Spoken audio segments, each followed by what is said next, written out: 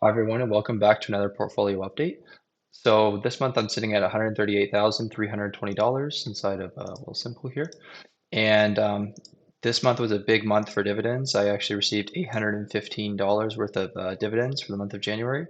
And this is a combination of the all my funds that pay out dividends. So I have monthly, quarterly, and annual yielding funds. So the annual one being VEQT. So it paid out, and that's what made that extra boost in the dividend yield for January. So $815. That's quite nice. So what I did with the dividends is in my non-registered account, I actually contributed it. I didn't reinvest those dividends just on drip. I actually took out $350 of dividends from the non-registered account and contributed them towards my FHSA inside of VEQT. And then the dividends I received from VEQT and the FHSA, obviously just reinvested those tax-free. And I also contributed $500 towards my FHSA so far in January. So I've actually contributed so far 850 towards that limit of $8,000 for 2024. And the FHSA is going to be my first priority for 2024. Obviously, with the new year, you get your new contribution space. You get $8,000 for the FHSA, $7,000 for the TFSA, and obviously your RSP. You'll get that, but you won't know until you file your taxes what your contribution limit is. So the reason why I'm choosing to start with my FHSA is because um, your next year's participation room is $8,000 plus any unused FHSA participation room at the end of the current year, max $8,000. So let's say it was hypothetically, if you had like let's say you didn't contribute to your FHSA the previous year and the year before, you're going to lose any unused contribution room. Um, Up to $8,000, and then just get the 8,000 from the previous year. So that's why for me it's just I mean honestly like the chances of that happening are very low with how much I contribute, but like that's just the reason why I just thought okay, throw it in the FHSA first because the TFSA there's no rule like that. You just keep gaining space every year. There's no rule like that. So that's what I'm prioritizing first. So yeah, yeah, the overall market commentary. So this month, just really, uh, the markets have just been flying up. So VFV is actually getting close to $114, which is just insane to me because actually when I started investing, VFV was like closing in on I think 109, and then it dropped all the way down to like $80. So and I was like, oh my God.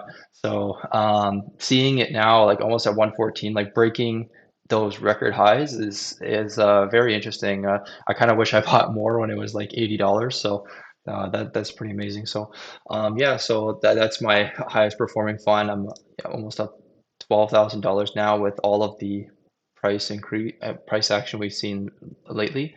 I think there's going to be a bit of volatility coming up very soon with inflation reports and interest rates because obviously with the Fed and the Bank of Canada, they've made a lot of movements in interest rates in 2023 and 2022. So they'd like to see inflation come down. I don't necessarily think it's going to be the case. So there's going to be a lot of volatility, in my opinion, in the next bit. But obviously, just stay the course, keep investing in globally diversified index funds.